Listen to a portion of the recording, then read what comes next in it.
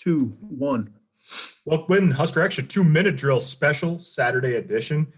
Got to fire up the 2-minute drill machine, Sipple, when you get to go over and watch an entire practice for the first time in the Scott Frost era.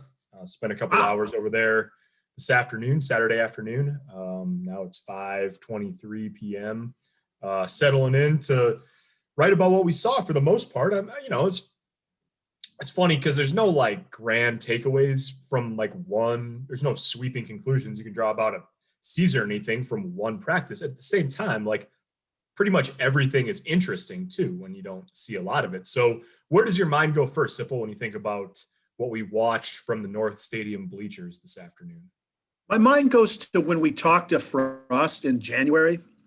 Was it January when we first talked to him? Yeah. After the season, he said that he thought his receiver group was deeper and more talented than it has been since he's been here. I think it raised people's eyebrows, but then after you watch them practice, you understand why.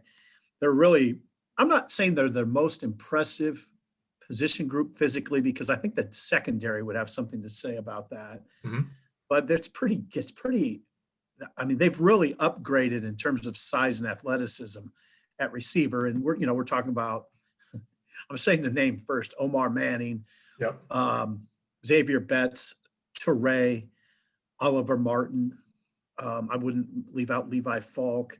Even a guy like Will Nixon kind of makes an impression on you, not with his size, but with, the way he comports himself as a slot receiver. Yeah, I agree with you. I mean, I think that was the group that's probably stood out the most to me today. I like what you said about the secondary.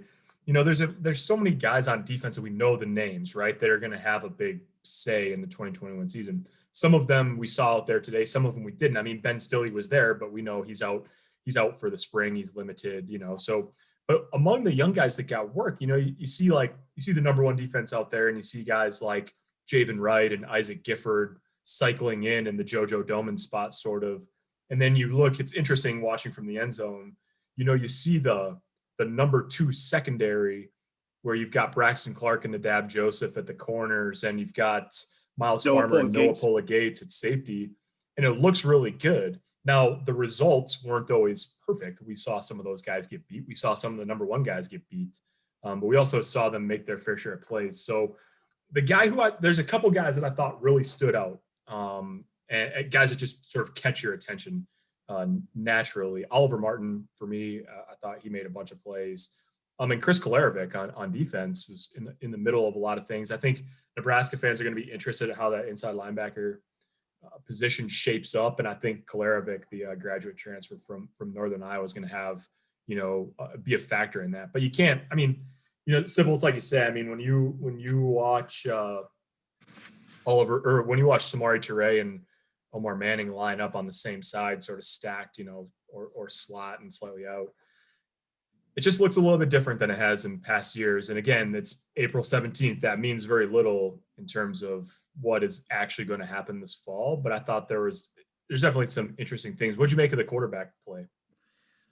Just when I moved up in the stands, we were in the north stands, and when I moved up at one point way high to watch the team, they were doing 11-on-11 work with the one offense.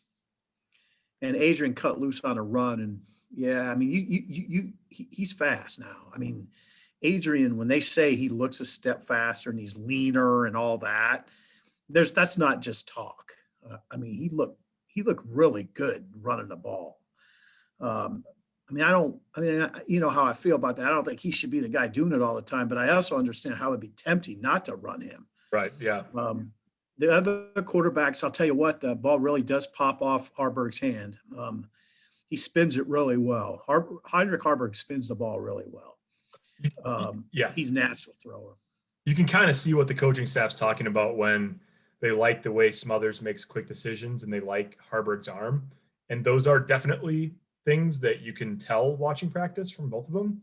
They both look like freshmen a lot of the times too. So yeah, it's going to be, you hate to just go, I mean, it's one practice. You hate to go to the big picture right away, but you can understand why that's going to be a interesting and perhaps difficult decision on whether they feel like they need to pursue a quarterback after, because as you watch them, you can see things like if you watch it and you're looking for things that you want to like, easy to find with both of them. It's easy to find the things that you like about both of them. Yeah. And then when you step back from that and say Adrian twists an ankle or wrenches a knee a little bit and has to go out, and you're leading Iowa by 7 or trailing Purdue by 6 in the fourth quarter, like when it's winning time or losing time, they're pretty young. They do it? Those guys are young. Yeah, Could you they do just it? don't And it's April 17th. You don't have to have the answer to that question today, but I mean, that would be a big ask for either of those guys right now.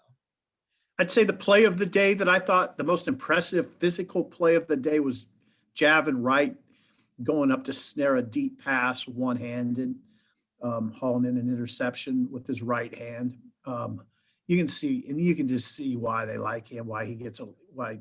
I kind of wanted to see him. There's been so much talk about him, and you never know, what all that means. But then when you see him, you're like, okay, that makes sense. Yeah, he's a big kid now. I believe it when he says he's 6'4". So it's all interesting. Would be remiss not to mention there's 3,200 fans there. They watched and clapped and chanted and oohed and ahhed a little bit and all that. It was cool. It was very cool to walk into the stadium and have fans walking up and down Stadium Drive, and then looking over at West Stadium and seeing really a pretty good number of people over there. It was a great idea. I mean, Yeah. I think they need to do it. And I think the fans really appreciated being back in that stadium. And it was a good crowd. They really kind of filled up that. Then, there's distancing and all that. But it was a pretty good chunk of that West Stadium that was alive, in You could tell there was a number of players when practice ended that went over there and they were hanging on the rail and giving some high fives and autographing some stuff and all that. You could tell they were very happy to have people back in the stadium too, watching a little bit. So there you go, Parker. Anything else for the good of the cause, Sipple? Let's write. Let's get to writing.